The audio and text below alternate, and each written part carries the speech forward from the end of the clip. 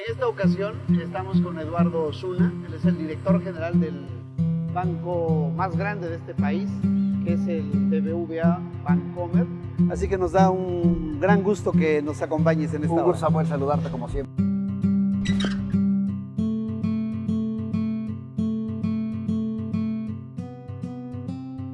Eduardo, comenzaría esta conversación con un asunto general. Tenemos bancos en México a los que les va muy bien en términos de negocios. Sin embargo, al país no le va tan bien. ¿Cómo explicar este antagonismo entre el desarrollo de la banca y el desarrollo del propio país? Yo creo que se explica con diferentes factores y de diferentes formas. Primero, lo que hay que decir es que la banca hoy crece, primero porque está sólida. Hemos hecho el trabajo durante muchos años, es decir, los últimos 15 años ha sido un trabajo de consolidación del sistema financiero mexicano. La banca venía a estar quebrada después de la crisis del 94, realmente digamos que la limpiamos hasta el año 2000, entonces a partir del año 2003 realmente podemos hablar de que la banca empezó a regresar al mercado, porque viene el otro componente que son las variables macroeconómicas. En un entorno donde no hay estabilidad macroeconómica, la banca no puede crecer. Es una condición casi indispensable. Si no hay estabilidad, la banca no hay forma de que crezca porque generas mucha volatilidad, porque no tienes certidumbre de los clientes para tomar crédito. Entonces, primero, la banca está sólida. Segundo, la estabilidad es muy relevante. Y en los últimos años, con la bajada de tasas a nivel internacional que vimos en todos lados, que también en México bajamos las tasas, a niveles incluso, te diría, fuera del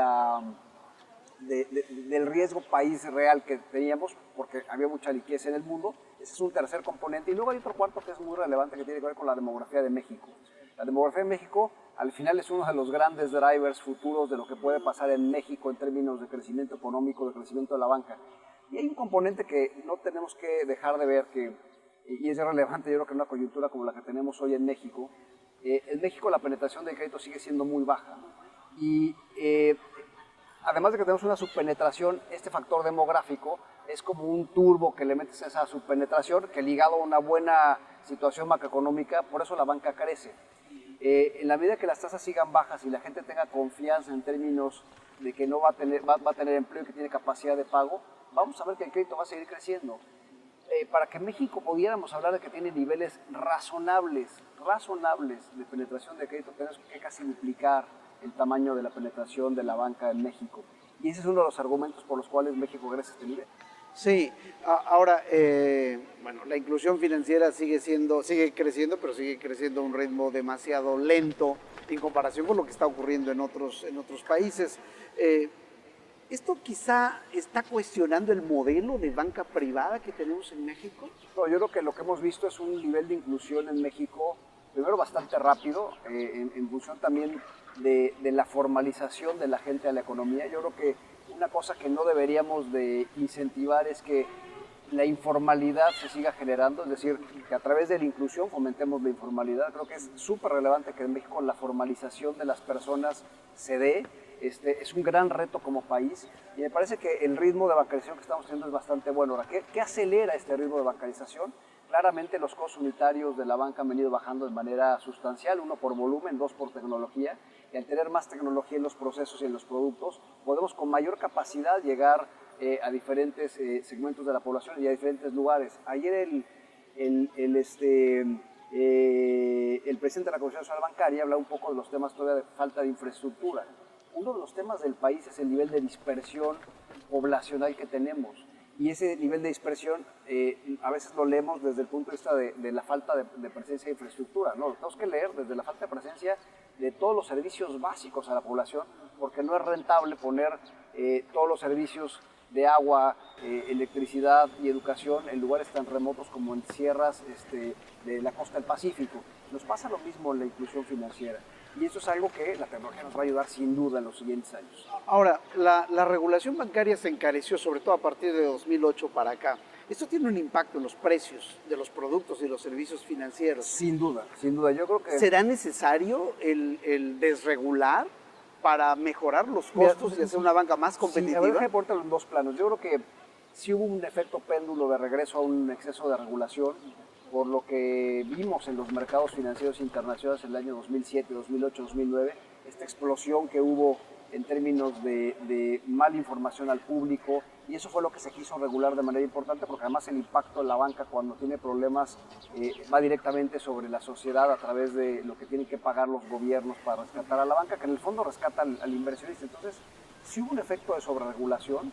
Yo creo que se había excedido en el pasado la desregulación de muchos tipos de instrumentos, y me parece que hoy sí es un costo elevado para la banca. Pero si tú me dijeras qué es mejor, una sobreregulación o una desregulación brutal, si tuvieras que escoger entre los extremos, yo creo que es una sobreregulación. Hay que movernos al nivel correcto. Ahora, esto impacta tus costos. Sí, claro. Y por eso creo que hay que movernos al nivel correcto, porque al final es un componente importante en los costos. En la medida que tú eres un banco grande, diluyes el costo. Pero en la medida que es un banco de menor tamaño, el impacto de ese costo fijo de la regulación, de lo que implica tener las estructuras de regulación, te permite o te impide ser más competitivo. Cuando digo de los extremos es porque en la medida que la banca está razonablemente regulada y funciona la regulación desde el punto de vista de prever lo que estamos preocupados que pueda ocurrir, el país es más sólido. En México lo vivimos. Esta crisis que decimos del 94 y el impacto en la caída del crédito sobre el PIB fue brutal. Para que un país recupere una caída de estas pasar, como lo acabamos de ver, más de 15 años. Pero sí es un tema que tenemos que volver a revisar y poner la regulación correcta, en la mecánica correcta, y sobre todo simplificar mucho de lo que trabajamos con diferentes autoridades, ¿no? Ahora, déjame, Eduardo, te pregunto algo que creo que es importante y que lo hemos comentado previamente. La regulación también tiene que ver con el regulador y también tiene que ver con la confianza en los reguladores. Es decir, parte del costo que estamos pagando, no solamente los banqueros, sino todos los mexicanos, tiene que ver con una desconfianza, digamos, enquistada en nuestra economía y por lo tanto en nuestro sistema financiero. ¿Crees que necesitamos tomar acciones en conjunto como sociedad respecto de tener un regulador más confiable? Me estoy refiriendo al regulador bancario más confiable en términos de su autonomía, en términos de su credibilidad, etcétera. Mira, yo sin duda pienso que tenemos unas autoridades muy buenas en México en el sector financiero. México es de los pocos países que cumple ya toda la regulación de Basilea. Eso es una de las razones por las cuales la banca en México está sólida. Se aprovechó un gran momento para implantar todo lo que vino después del 2009 en términos de regulación. Tenemos sin duda uno de los reguladores más importantes del mundo, y por eso el doctor Cárcez ha sido también reconocido de manera personal, pero sin duda la institución del Banco de México. Y luego por otro lado tenemos a otros dos componentes, que es Secretaría de Hacienda y la Comisión Nacional Bancaria, que son parte de la regulación. Hacienda junto con la bancaria muy ligados en términos de la interacción, porque es prácticamente el mismo Poder Ejecutivo, que han hecho un gran trabajo. Ayer también hablaba Jaime González del trabajo que se ha hecho. Me parece que tenemos un gran regulador. Dicho esto, me parece que sin duda el proceso de hacer más fuerte la capacidad reguladora de la Comisión Nacional Bancaria sería muy, muy bueno. Me parece que un paso que nos falta dar en términos de regulación es darle la autonomía suficiente a la Comisión Nacional Bancaria, porque creo que ese paso fortalece al sistema financiero mexicano en esto que hemos hablado mucho, la creación de las instituciones, de tener una confianza absoluta en términos de que en México, como en otras partes del mundo, hay esa independencia. Es decir, una autonomía, digamos, formal en todo el sentido más amplio del término. En el sentido más amplio, presupuestal, desde el punto de vista de carrera. Lo vemos en el Banco de México. Probablemente hay pocos bancos centrales con esa autonomía y con ese reconocimiento, reputación que tiene hoy el Banco de México, no solamente por la autonomía que se le dio en el año 93, ha construido grandes funcionarios, pero sin duda es bueno para el país. Ahora, otro aspecto de los costos financieros, tienen que ver con la calificación soberana del país, que afecta, digamos, los costos de todo el resto de las calificaciones, entre ellos los de la banca. Se habla mucho últimamente acerca de una inminente baja en la calificación del país, lo cual tendría un impacto sobre la calificación probablemente del resto de las deudas privadas del país. ¿Qué opinas al respecto? Bueno, a ver, yo creo que es un tema súper relevante. El gobierno tiene conciencia de esto, y probablemente de las variables que pueden modificar un escenario de estabilidad como el que estamos viendo es una bajada de calificación en la deuda del país. Primero porque México tiene un grado de inversión. No vemos que México pueda perder el grado de inversión, pero una bajada en términos de un nivel, el mensaje no es bueno. Y no es bueno porque en automático todas las empresas del país sufren esa degradación, especialmente la banca, y encarece el costo de fondeo a nivel internacional y evidentemente se repercute al cliente. Y luego, sobre todo, no todos los inversionistas internacionales que vienen a instrumentos financieros en bolsa, de cualquier empresa que cotice, tendrían, digamos, el permiso de entrar. Me parece que este es un tema que hay que cuidar muchísimo como país, como sociedad, como empresarios y evidentemente como gobierno. El gobierno está, como decía, muy consciente y están trabajando para que lo que se ha anunciado en términos de cumplimiento presupuestal, de que la deuda pública respecto al PIB no siga creciendo es clave, es muy, muy, muy importante. Yo diría que este es de los temas medulares hacia adelante en los siguientes años.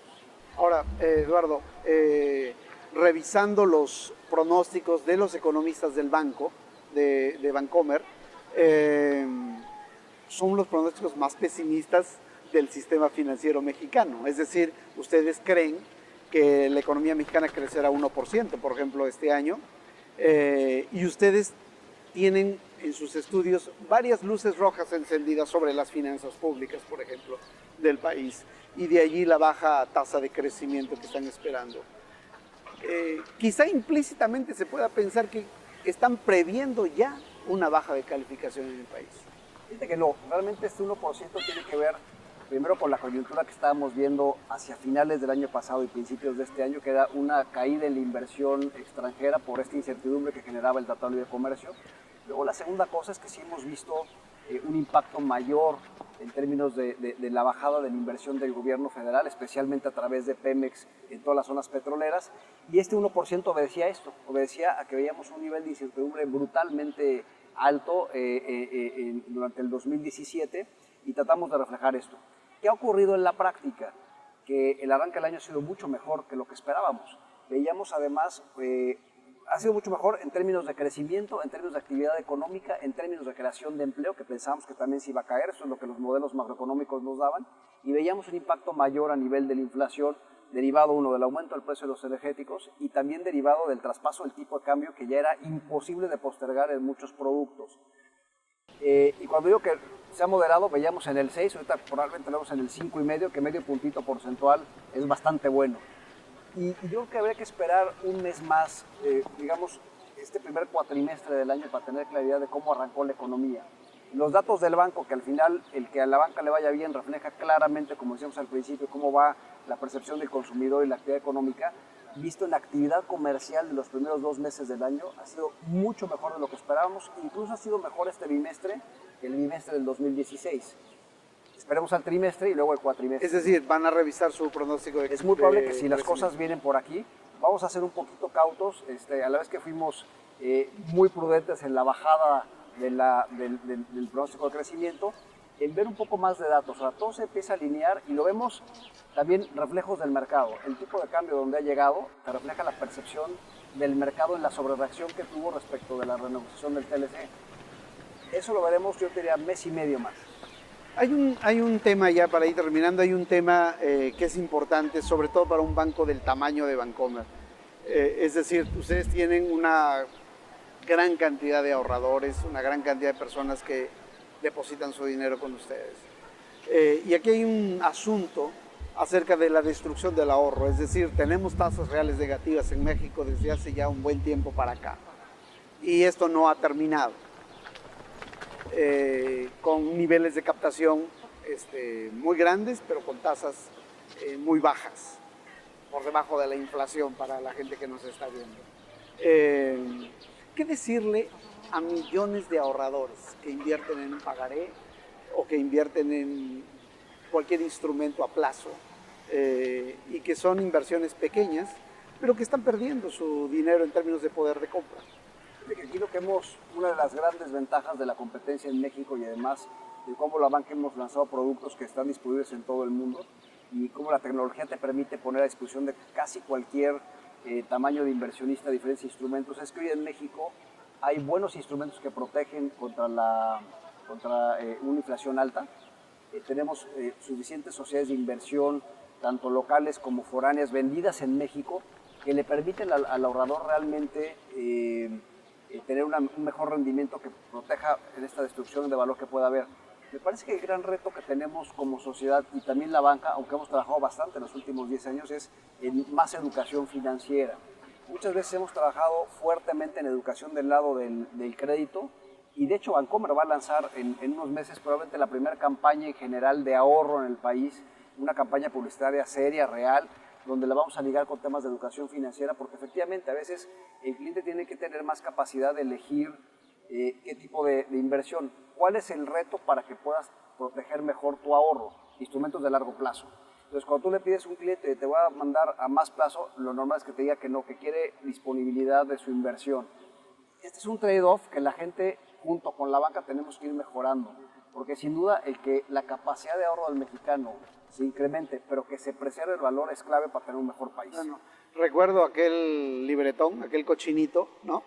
Que era para incentivar el ahorro con los niños también, ¿no? ¿Cómo decirle a un niño que lo que está invirtiendo, en realidad, lo que está ahorrando, en realidad se está destruyendo porque la inflación es más alta? Pero fíjate que aquí ese tocas un cochinito. tema que es clave. ¿Por qué es tan importante la estabilidad macroeconómica? Y lo que hablaba ayer el doctor Carstens, es fundamental controlar la inflación en un país como el nuestro, en cualquier país, pero como el nuestro todavía más, en donde la gente ahorra poco porque tiene poca capacidad de ahorro. En la medida que la inflación es baja, lo que estás preservando es la capacidad de compra, pero también la capacidad de tener futuro y de crear patrimonio en el largo plazo, ¿no? Y a veces parece como que es un rompecabezas que no se entiende, pero cuando ves cómo las piezas se juntan, de por qué es importante una cosa con la otra, entonces entiendes un poco hacia dónde tiene que ir el país en los siguientes años. Pues Eduardo, te agradezco muchísimo esta conversación. Un gusto, como siempre. Un placer. Gracias. Hasta luego. Muchas gracias. Hasta luego.